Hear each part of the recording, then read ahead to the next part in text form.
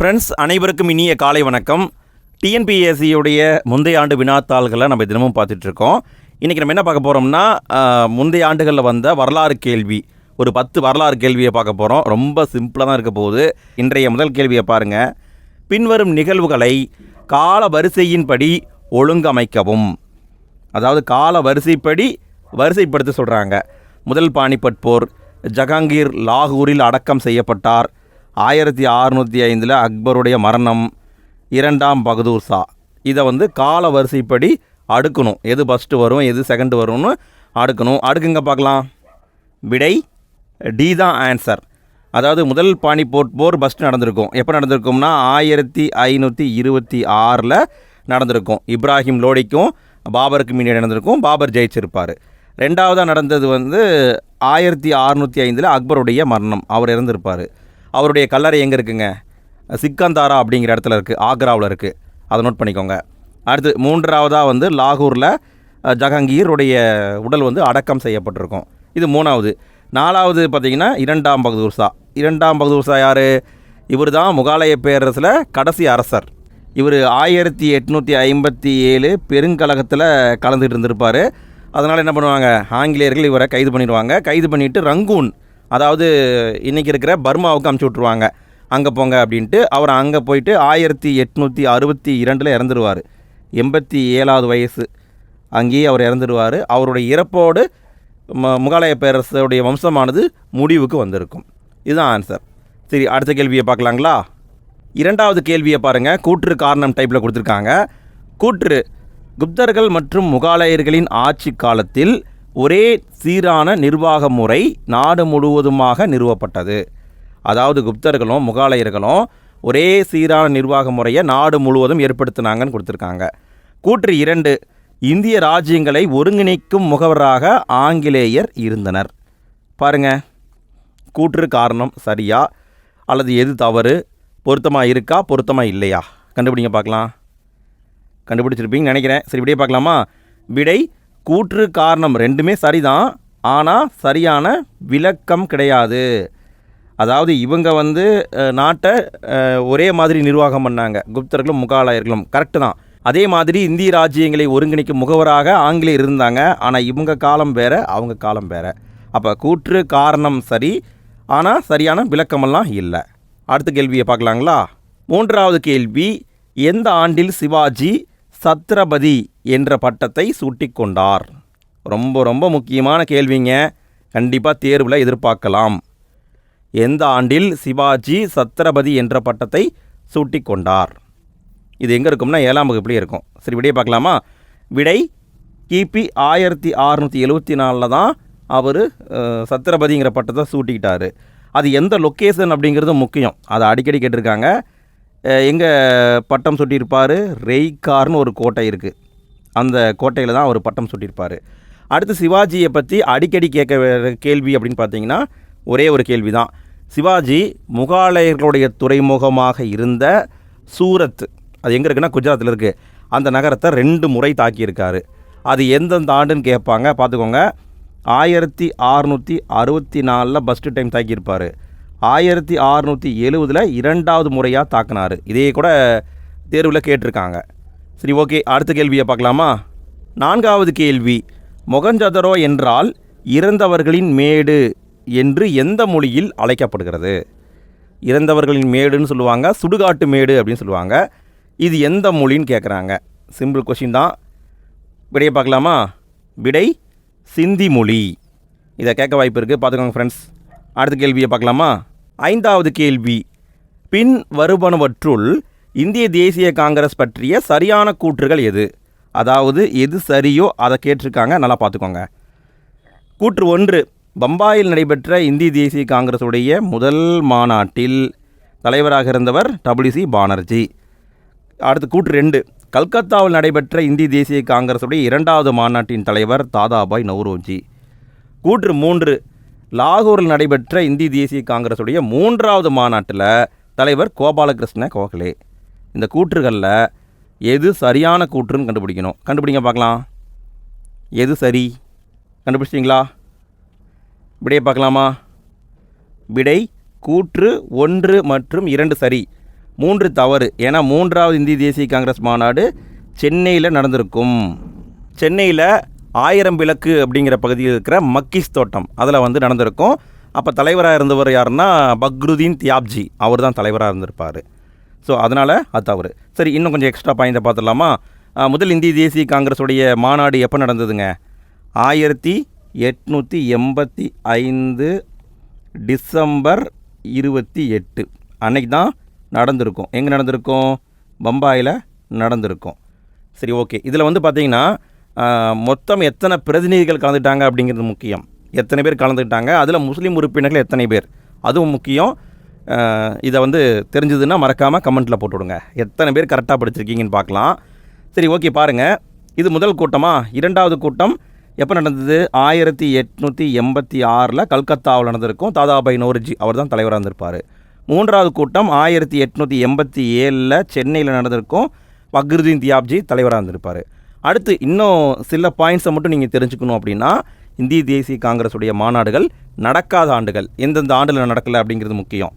1930 நடந்திருக்காது, 1935 அதுலேயும் நடந்திருக்காது, 1941 டு 1945 வரைக்கும் நடந்திருக்காது. இதையும் கேட்க வாய்ப்பு இருக்குது, பார்த்துக்கோங்க ஃப்ரெண்ட்ஸ். சரிங்களா? ஓகே, அடுத்த கேள்வியை பார்க்கலாமா? 6வது கேள்வி, ஒன்றுபட்ட இந்தியாவானது சிறியதாக இருந்தாலும் ஒழுங்கற்ற, குழப்பமான மற்றும் பலவீனமான பெரிய இந்தியாவை விட சிறந்தது. அதாவது ஒன்றுபட்ட இந்தியா சின்னதாக இருந்தாலும் அது பெரிய இந்தியாவை விட சிறந்தது தான் அப்படின்னு ஒருத்தர் சொல்லியிருக்காரு. அது யாருன்னு கேட்குறாங்க. இது ஸ்கூல் புக்கில் இல்லாத கண்டென்ட்டு, ஒரு வேளை குரூப் 1 கொஸ்டினாக இருக்கும்னு நினைக்கிறேன். சரி, ஆன்சரை ட்ரை பண்ணி பாருங்கள், நானே சொல்லிடுறேன். விடையை பார்க்கலாமா? விடை சர்தார் வல்லபாய் பட்டேல் தான் இந்த வார்த்தையை சொன்னவர். ஸோ பார்த்துக்கோங்க ஃப்ரெண்ட்ஸ். சரி, அடுத்த கேள்வியை பார்க்கலாமா? 7வது கேள்வி, இந்தியாவில் வகுப்புவாதத்திற்கு பின் வருவனவற்றுள் எது முதன்மை காரணமாக அமைந்தது? இந்தியாவில் வகுப்புவாதம், அதாவது இந்துக்கள் முஸ்லீம்கள் பிரிஞ்சிருந்தாங்க, அதுக்கு எது முதன்மையான காரணமாக இருந்ததுன்னு கேட்குறாங்க. வங்கப்பிரிவினையா, ஒத்துழையாமை இயக்கமா, இந்திய தேசிய காங்கிரஸா, பிரித்தாளும் கொள்கையா? விடையை கண்டுபிடிச்சிருப்பீங்க. விடையை பார்க்கலாமா? பிரித்தாளும் கொள்கை. ஆங்கிலேயர்கள் பிரித்து விடுற வேலையை பார்த்தாங்க. இதில் வந்து ஒரு பாயிண்ட்டை கவனிக்கணுன்னா 1909 கொண்டு வந்திருப்பாங்கன்னு நினைக்கிறேன், மிண்டோ மார்லி சீர்திருத்த சட்டம். அதன்படி தான் முஸ்லீம்களுக்கு தனித்தொகுதி கொடுத்துருப்பாங்க. சரி, அடுத்த கேள்வியை பார்க்கலாங்களா? 8வது கேள்வி, நீதி கட்சி அரசாங்கத்தின் சட்ட சாதனைகள். நீதி கட்சி அரசாங்கத்துடைய சாதனைகள் என்னன்னு கேட்குறாங்க. 3 கூற்று கொடுத்துருக்காங்க பாருங்கள். தேர்தலில் போட்டியிட பெண்கள் அனுமதிக்கப்பட்டனர். 1925 மெட்ராஸ் இந்து சமய அறக்கட்டளை சட்ட மசோதா நிறைவேற்றப்பட்டது. விவசாயிகள் கடன் தள்ளுபடி சட்டம் கொண்டு வரப்பட்டது. இந்த 3 கூற்றுகளில் எது சரி எது தவறு கண்டுபிடிக்க பார்க்கலாம். நீங்கள் படிச்சிருப்பீங்க, நீதி கட்சியை பற்றியெல்லாம் டீட்டெயிலாக படிக்கணும். நாமளே நம்மளுடைய மெயின் சேனலில் வீடியோ போட்டிருக்கோம், நீங்கள் பார்த்துருப்பீங்கன்னு நினைக்கிறேன். சரி, ஓகே. விடையை பார்க்கலாமா? விடை கூற்று 1 மட்டும்தான் சரி. ஆனால் டிஎன்பிஎஸ்சி என்ன சொல்லியிருக்காங்கன்னா, கூற்று 1, 2 சரின்னு கொடுத்துருக்காங்க. 1921 நீதி கட்சி தேர்தலில் பெண்கள் போட்டியிட அனுமதி கொடுத்துருப்பாங்க. அதன்படி 1926 முத்துலட்சுமி அம்மையார் அவங்க இந்தியாவுடைய முதல் பெண் சட்டமன்ற உறுப்பினராக பொறுப்பேற்றிருப்பாங்க. அடுத்து பார்த்தீங்கன்னா, இங்கே பாருங்கள், இந்து சமய அறக்கட்டளை சட்டம் இது வந்து 1926 கொண்டு வரப்பட்டிருக்கும்.